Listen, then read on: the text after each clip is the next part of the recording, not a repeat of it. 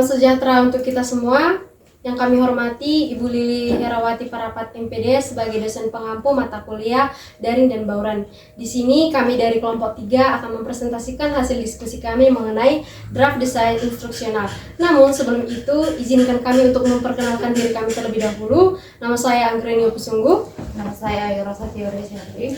Nama saya Yesi Sintia Siregar. Nama saya Ramaida Solin. Nama saya Saat Matua Sihombing.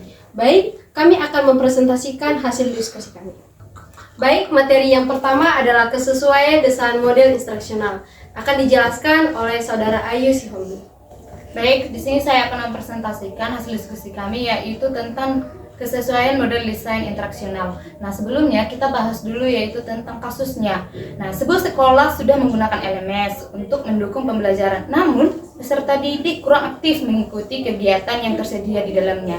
Dalam kelompok, lakukan diskusi mendalam untuk menyusun rancangan solusi berdasarkan yang pertama yaitu model desain instruksional yang paling relevan dengan kasus. Yang kedua adalah peran dan dukungan LMS dalam implementasi solusi. Yang ketiga, justifikasi pemilihan model dan strategi yang dipilih. Nah, setiap kelompok ini menghasilkan draft desain instruksional berupa alur pembelajaran yang disertai catatan argumentasi mengapa solusi tersebut dianggap tepat. Kemudian, kami akan membahas solusi yang kami pilih, yaitu tentang model EDDA. Kelompok kami memilih model ini karena model ini memiliki langkah yang sistematis dan mudah diterapkan dalam pembelajaran berbasis teknologi. Nah, penerapan model EDDA ini yang pertama kita akan membahas yaitu tentang analisis. Analisis ini, guru akan mencari tahu penyebab dari rendahnya keaktifitasan dari peserta didik di data LMS. Contohnya melalui dari survei dan juga wawancara. Kemudian yang kedua di sini adalah desain. Nah, di mana guru merancang pembelajaran dikembangkan agar lebih kreatif dan juga contohnya melalui video pembelajaran, forum diskusi, kemudian juga kuis interaktif dan juga proyek kelompok. Nah, yang ketiga adalah development atau yang development ini yaitu pengembangan. Nah, guru memberikan pembelajaran dilaksanakan yaitu melalui LMS dengan melibatkan peserta didik secara aktif dalam setiap kegiatan. Kemudian juga adalah yang terakhir adalah evaluasi, di mana evaluasi ini guru meningkatkan hasil belajar dan juga aktivitas penggunaan LMS untuk perbaikan pembelajaran berikutnya. Nah, untuk peran LMS dalam solusi ini dari kasus tersebut yaitu supaya yang pertama pusat sumber belajar. Yang kedua adalah sarana evaluasi dan juga kolaborasi. Yang ketiga adalah media evaluasi. Yang keempat untuk alat-alat untuk memantau perkembangan belajar dari peserta didik. Nah, kesimpulan yang kami dapatkan dari terkait tentang model EDDA ini kenapa kami mengambilnya adalah supaya melalui model EDDA, LMS dapat diubah dari sekedar tempat penyimpanan tugas menjadi ruang belajar supaya mereka lebih aktif, di mana LMS ini sumber belajar digital yang kolaboratif, yaitu contohnya menjadi interaktif dan juga menarik dan mampu mendorong peserta didik untuk belajar secara aktif dan mandiri. Kemudian ketika pembelajaran dirancang dengan menarik, LMS bukan lagi sekedar platform, melainkan jembatan menuju pengalaman belajar yang lebih bermakna. Baik, selanjutnya saya akan menjelaskan tentang integrasi LMS. Pada solusi yang kami rancang, LMS bukan hanya mengupload sebuah materi pembelajaran, tetapi menjadi sebuah lingkungan pembelajaran bagi peserta didik, di mana hal itu akan melatih keaktifan, interaksi, dan juga kolaboratif antara siswa. Yang pertama, memberikan materi pembelajaran. Guru dapat mengupload materi pembelajaran seperti gambar, infografis, dan juga video untuk melatih dan juga menyajikan materi tersebut dalam meningkatkan kreativitas dalam siswa peserta didik tersebut. Yang kedua adalah forum diskusi. Setelah forum diskusi ini digunakan untuk meningkatkan keaktifan antara peserta didik dengan peserta didik, antara peserta didik dan juga dengan guru. Setiap peserta didik diwajibkan untuk mengupload suatu tugas dan juga ditanggapi oleh teman-teman yang lain. Hal ini dilakukan untuk meningkatkan kolaborasi antara peserta didik yang tersebut.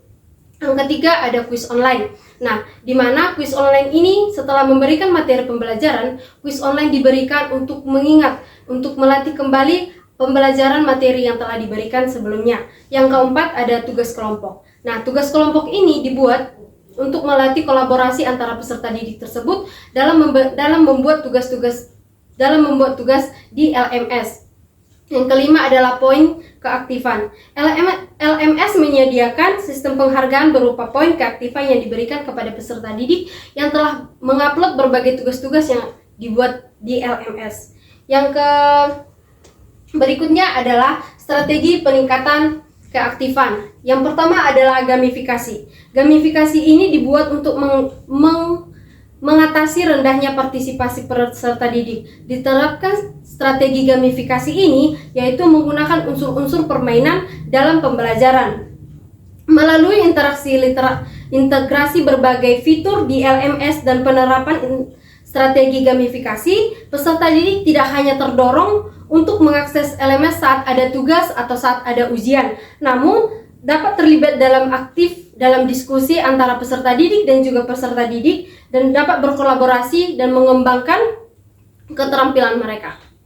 Baik, untuk materi berikutnya mengenai diskusi terarah akan dijelaskan oleh Saudari Yesi Siregar. Baik, selanjutnya yaitu lanjutan dari strategi peningkatan keaktifan, yaitu yang pertama diskusi terarah, yang dimana dalam diskusi terarah ini guru memberikan pertanyaan pemantik yang berkaitan dengan materi seperti bagaimana teknologi dapat membantu proses pembelajaran di sekolah. Jadi setiap peserta didik memberikan pendapat ataupun komentar kepada teman-temannya. Jadi strategi ini berfungsi untuk meningkatkan partisipasi dan kemampuan berpikir kritis setiap peserta didik. Nah, yang kedua yaitu pembelajaran berbasis proyek, yaitu di mana peserta didik bekerja dalam kelompok untuk membuat proyek sederhana berkaitan dengan pemanfaatan teknologi digital. Proyek dan hasil proyek dilaporkan melalui LMS sehingga mendorong kolaborasi dan tanggung jawab antar peserta didik. Nah, yang ketiga yaitu umpan balik cepat, yang dimana guru di sini memberikan komentar, saran, dan apresiasi maksimal 2 hari setelah tugas dikumpulkan oleh peserta didik. Umpan balik yang cepat akan membantu peserta didik untuk mengetahui apa saja kekurangan ataupun kelebihan demi meningkatkan motivasi belajar siswa. Nah, jadi kejelasan alur dalam rancangan pembelajaran ini yaitu mata pelajaran Teknologi Informasi dan Komunikasi atau TIK dengan topik pemanfaatan digital dalam kehidupan sehari-hari. Nah, jadi tujuan dari pembelajaran ini yaitu setelah mengikuti pembelajaran tersebut, peserta didik harus mampu menjelaskan teknologi digital. Nah, jadi peserta didik juga mampu mengidentifikasi dampak positif dan negatif teknologi digital. Yang ketiga yaitu peserta didik mampu menyampaikan pendapat melalui forum diskusi LMS, dan peserta didik juga mampu membuat proyek sederhana berkaitan dengan pemanfaatan teknologi digital. Baik, materi yang berikutnya tentang alur pembelajaran akan dijelaskan oleh Saudara Sahat Sihombing. Baik, saya akan melanjutkan materi selanjutnya tentang alur pembelajaran. Pada alur pembelajaran ini, kami akan membaginya dalam 2 pertemuan.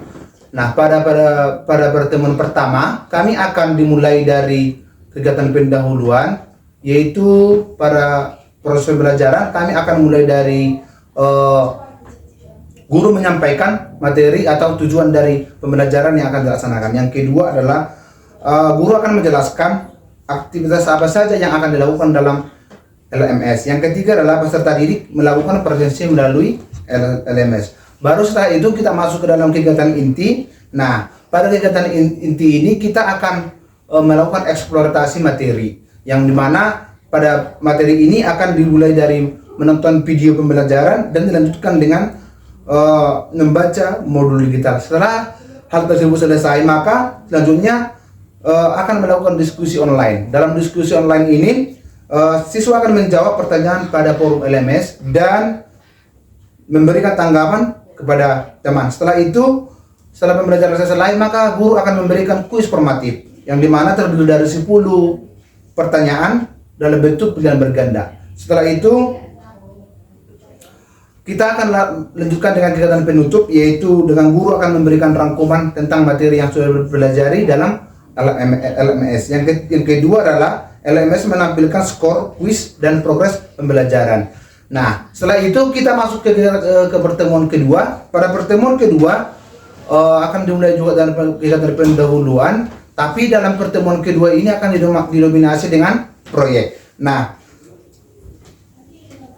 guru akan menyampaikan atau membagikan kelompok dalam LMS. Nanti berarti proyeknya dalam bentuk kelompok. Nah, setelah itu guru akan memberikan tugas dari setiap kelompok, yaitu tentang membuat poster digital tentang pemanfaatan teknologi digital secara bijak. Adapun langkah-langkahnya adalah yang pertama diskusi kelompok melalui LMS, yang kedua adalah membuat poster menggunakan aplikasi sekreatif dari setiap siswa, yang ketiga mengunggah hasil tersebut ke LMS, dan yang terakhir adalah setiap kelompok akan memberikan komentar terhadap hasil kinerja dari kelompok lain.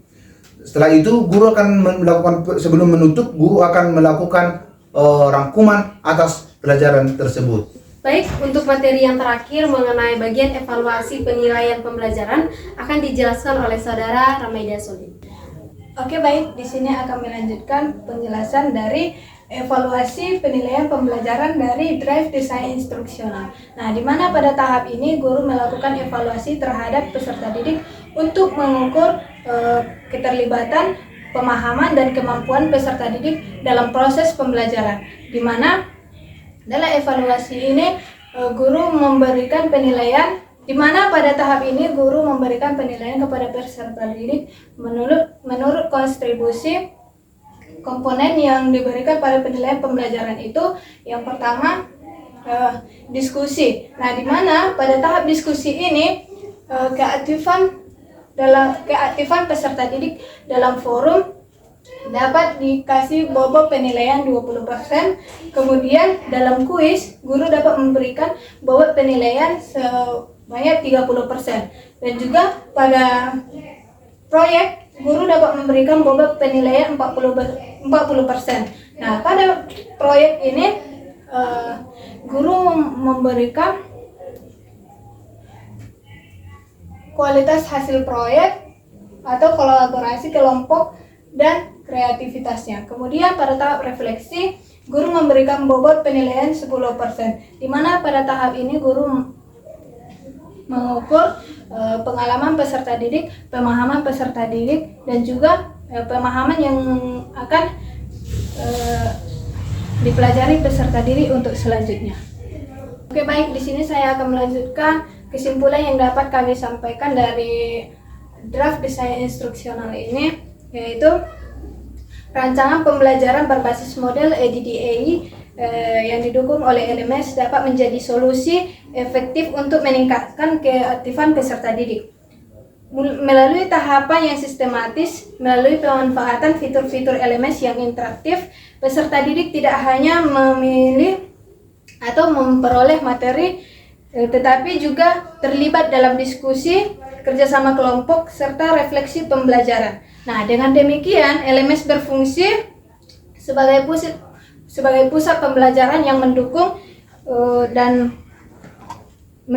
penyampaian materi, komunikasi, evaluasi, dan pemantauan perkembangan belajar secara berkelanjutan, sehingga tujuan pembelajaran dapat tercapai secara optimal.